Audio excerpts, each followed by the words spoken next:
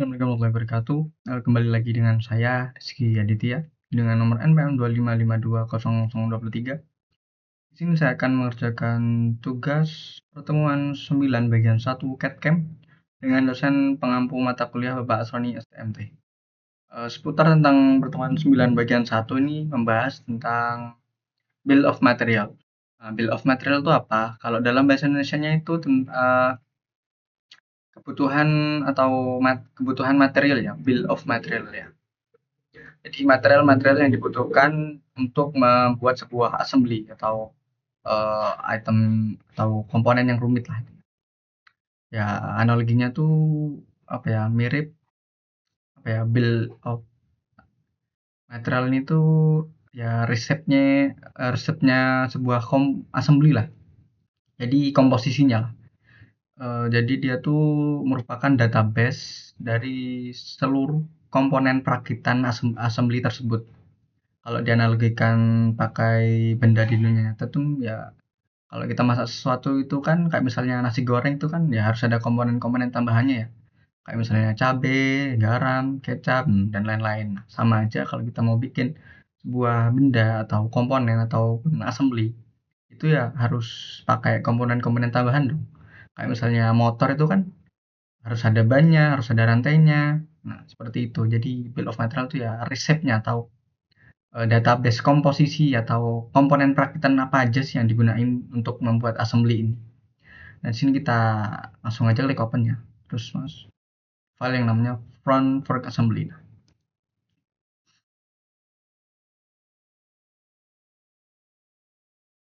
Nah, kalian pasti nggak asing, ini kan bagian depan sepeda ya, yang nyambungin ban depan dengan sepeda itu sendiri ya.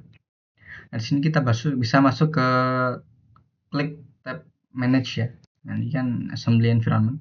Dan di sini ada ya, di sini ada kan namanya itu bill of material. Kita bisa klik, bisa geser ke sini ya. Nah, di sini ada model data, struktur, dan parts only. Nah, struktur ini ya sesuai namanya, kita bisa di sini bisa expand ya buat melihat apa saja sih yang ada di bill of material ini. Nah, di sini tuh ada beberapa ya, ini ada crown assembly, crown tertutup. Nah, ini tuh apa ya? Ini tuh apa ya? Cuman bagian utamanya saja, apa? Komponen utama. Jadi nggak apa ya? Nggak semuanya itu nggak diperlihatkan gitu ya. Nah, kita bisa masuk ke struktur disable. Nah, di sini kan masih disable ya. Kita bisa klik kanan. Nah, ini ya enable bomb view. Ini kan disable ya. Kita enablein. Oke, nah di sini akan tampil. Nah, terus kita klik kanan lagi ya. Kita masuk ke view properties. Nah, di sini kan ada first level ya. Ini tuh ya yang ditampilkan cuma komponen-komponen utama aja ya, atau sub assembly. Jadi komponen-komponen yang satu misalnya bautnya atau apanya itu nggak diperlihatkan. Nah, di sini kita bisa tampilin dengan menampilkan a level. Jadi dia dari komponen paling dasar sampai komponen paling utama itu ditampilin di situ. Delimiternya kita pakai strip ya, seperti ini. Kita klik OK. Otomatis ini akan bisa di-expand seperti ini ya, teman-teman. Nah, untuk selanjutnya ini kan tampilannya ya, bisa seperti ini ya. Kita tutup aja. Nah, untuk yang bagian ini kedua ya, front fork to strut, ini kita bisa klik 2 kali di BOM strukturnya ya. Ini kan strukturnya kan dibikin normal ya. Kita bisa klik 2 kali dan pilih Phantom. Nah, ini tuh apa ya? Ini kan bisa di-expand seperti ini. Jadi dia langsung otomatis nanti kebuka semua lah. Kayak utama kayak gini. Phantom. Kita klik enter. Nah, otomatis akan terbuka ya semua, langsung menjadi sub assembly gitu. Nah, di sini kita bisa, nah, di sini kan ada urutan item ya, 1, 2, 3, 4. Nah, ini kita bisa ubah urutannya dengan klik 2 kali. Nah, kita ubah yang ini menjadi 2. Terus yang bagian ini menjadi 4. Terus yang bagian forks ini 3. Nah, ini tuh maknanya apa? Nah, makna urutan dari item atau part-part atau sub assembly ini tuh bisa diubah dengan mudah itu ya di tabel item ini, tabel parameter ini lah. Nah, untuk selanjutnya kita bisa masuk ke parts only ya. Nah, ini tuh ya struktur kan dia seluruh strukturnya ya. Nah, ini kan bisa di-expand seperti ini, luas cakupannya. Jadi dibagi menjadi 3 bagian sebuah assembly ya, dari ground assembly, force, dan strut internals. Nah, kalau di parts only, nah ini ya cuma nampilin parts saja. Ini sama seperti yang sebelumnya ya. Kita bisa klik kanan enable BOM view. Otomatis, nah di sini dia cuma menampilkan parts-partsnya aja ya. Jadi nggak menampilkan sub assembly-nya itu. Nah, sini kita bisa memindah-mindahkan dengan mudah urutan-urutannya. Ini kan di bagian sini kan item 1 sampai 12 ya. Nah, ini tuh kita bisa memindahkan ya, misalnya dari forge ini kan nomor 5 ya. Ini kita bisa naikkan ke paling atas. Oke, seperti ini. Terus hex jam nut ini ya, yang ini. Ini kan nomor 12 ya.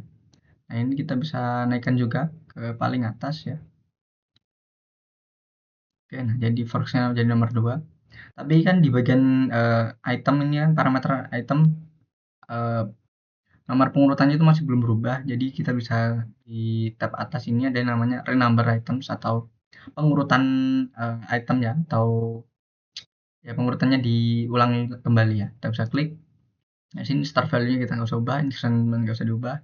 Jadi ini tuh pengurutannya dimulai dari angka 1 seperti itu. Kalau kita ubah ke angka 10 ya, nanti dari paling atas ke bawah ini ya jadi 10, 11 dan seterusnya seperti itu. Bisa klik OK. Nah, dia otomatis pengurutan nomornya di item itu berubah ya. Nah, hex jamnetnya berubah menjadi nomor 1. Seperti itu. Nah, untuk selanjutnya kita bisa klik di bagian yang nomor 7 ini ya. Default top cover ini bisa klik kanan, terus lock item. Enter. Lock item ini tuh gunanya apa? Jadi saat kita misalnya mau renumber item lagi nih ya. Misalnya kita ini naikin ke paling atas, terus kita renumber item. Nah, otomatis yang ini tuh nggak mau keubah ya, karena urutan pengurutan itemnya itu udah kita kunci gitu. Seperti itu enaknya penjelasannya. Nah, terus kita klik 6 ya, yang nomor 6. Nah, di sini sampai muncul tanda geser seperti ini. Kita bisa tarik sampai ke angka 9, terus geser ke sini ya. Oh, sorry. Ini tampaknya saya ada yang salah ya. Kita bisa ulangi aja.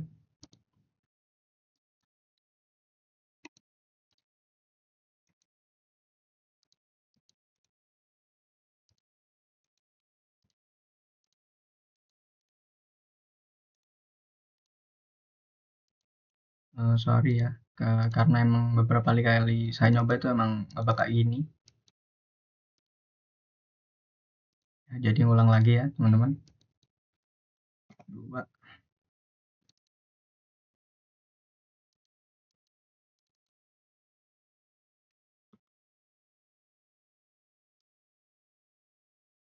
Kita bisa geser lagi ke atas ya. Seperti ini, ulangi nggak tadi.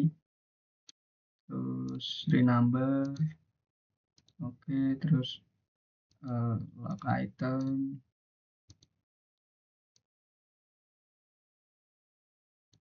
Oke, nah ini udah normal ya teman-teman, udah bisa di shift ya, dipilih semua, di blok semua. Nah, ini kita bisa renumber item lagi ya, tapi start value-nya ini kan 6 ya. Di sini kan dari nomor 6 sampai nomor 9 ya. Nah, ini start value-nya bisa kita ubah ke 20 ya, nggak harus 20 juga, mungkin bisa 15, mungkin bisa 10, sesuai dari permintaan dari atau ya keinginan yang kita mau lah intinya. Nanti otomatis dia akan 20, 21, tapi yang ya lihat aja lah kalau gitu ya. Klik OK. Loket row ini ya klik OK aja ya. Nah, otomatis dia berubah ya. 27, 21, 22. Nah, ini yang item nomor 7 nggak ikut berubah karena ya udah kita lock item ya. Kalau kita buka kuncinya ya otomatis dia ikut berubah menjadi 21, 22 dan 23. Seperti itu, teman-teman. Nah, di sini kita masuk ke namanya itu sort item ya, atau pengurutan item. Kan sort by ya, di pengurutan item dari apa. Nah, kita masuk ke ini. Jadi kita nggak harus renumber sih, dari bisa dari sini ascending ya, kita pilihnya. Kita klik OK. Nah, otomatis dia langsung terurutkan ya, teman-teman. Jadi nggak harus renumber lagi. Bisa dari sort items seperti itu ya, teman-teman. Atau selanjutnya kita balik lagi ke struktur ya, tab struktur. Di sini kan ada parameter description, port number, ref, stock number, BOM struktur unit, queue, gitu dan ya ini seberapa banyak item yang diperlukan gitu ya. Sini kita bisa choose kolom atau menambahkan kolom ya, bisa kita custom juga. Di sini kita ikutin perintah yang pakai namanya itu material ya, yang ini. Nah ini harusnya kita nempatinnya tuh di bagian paling depan, nah deskripsi ya. Tapi kalau saya lihat deskripsi sama item itu ketuker ya, beda sama yang di file. Jadi ya, saya taruh di depan part number seperti ini. Kita bisa centang ini ya, silang. Terus itemnya juga bisa kita geser ke depan material biar enak ya, teman-teman. Nah, di sini kita expand semua. Cari yang namanya itu crown ya, item 1 strip 1 ini ya. Nah, ini kan materialnya itu generik ya. Nah, kita bisa klik 2 kali. Ubah ke titanium. Oke. Enter. Sudah seperti ini. Nah, jadi dari database ini kita tahu kalau bagian crown ini tuh harus dibuat dari titanium seperti itu ya. Jadi kita bisa mengubah data dari sebuah parts ataupun sub assembly itu tanpa harus membuka filenya satu persatu. Jadi bill of material itu enaknya gitu ya teman-teman. Nah di sini juga kita bisa menambahkan add custom property columns ya, atau columns atau parameter yang bagian atas ini tuh kita bisa membuatnya secara custom ya. Di sini kita klik atau add property column. Di sini kita masukkan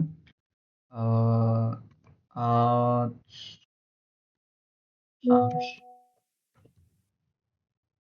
itu ya teman-teman. Terus bagian data type ini kita pilih yes or no ya teman-teman. Outsource dan yes or kita klik OK. Di sini akan muncul kolomnya ya. Nah, outsource ini. Nah, ini kita geser aja ke depan part number seperti ini. Kita bisa bagian 1 strip 1 atau bagian crown ini kita klik 2 kali. Kita masukkan value-nya itu yes ya. Terus 1 bagian 3 atau sweet G ini yes juga. Terus 2 bagian 1 ini generic yes. 2 bagian 3 juga root adjuster juga yes. Nah, seperti itu teman-teman. Nah, ini kenapa nomornya nggak urut dari 1 ke 3, 4, dan kedua ini ya karena kita udah ubah tadi ya. Ini juga sebenarnya bisa di renumber, cuman karena nggak ada perintah seperti itu, jadi kita ikut saja ya, teman-teman. Nah, di sini kita bisa klik down. Nah, terus kita bisa expand yang crown assembly ini, kita expand seperti ini. Ini crown 1 yang kita tambahkan kolom outsource ini kan tadi yang value-nya yes, kita bisa klik kanan. Kita masuk ke app property, ini kan app property kan data dari komponen ini ya. Tanya itu apa aja kita bisa klik. Di sini ada masuk ke custom. Nah, di sini ada nama atau propertinya itu ada outsource dan value yes, tipenya yes or no. Kita bisa klik. Nah, seperti itu ya teman-teman. Berarti data dari crown 1 ini udah kita tambahkan value atau outsource ini ya. Nah, seperti itu. Kesimpulannya yang dapat kita ambil, bill of material ini gunanya ya selain sebagai database dari komponen-komponen perakitan itu ya kita dapat belajar kalau kita bisa mengubah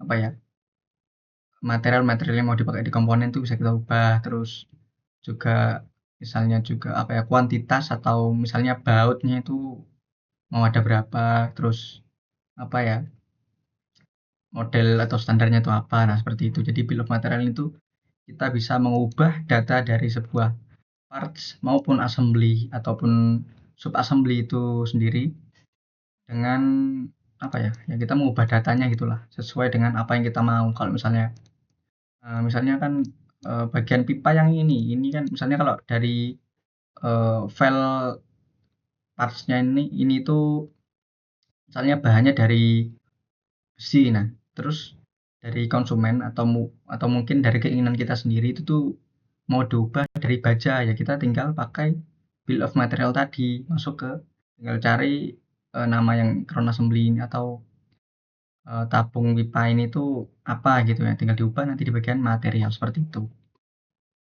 Mungkin cukup sekian yang dapat saya sampaikan, kurang dan lebihnya saya mohon maaf. Saya akhiri, wabillahi taufik wal hidayah. Wassalamualaikum warahmatullahi wabarakatuh.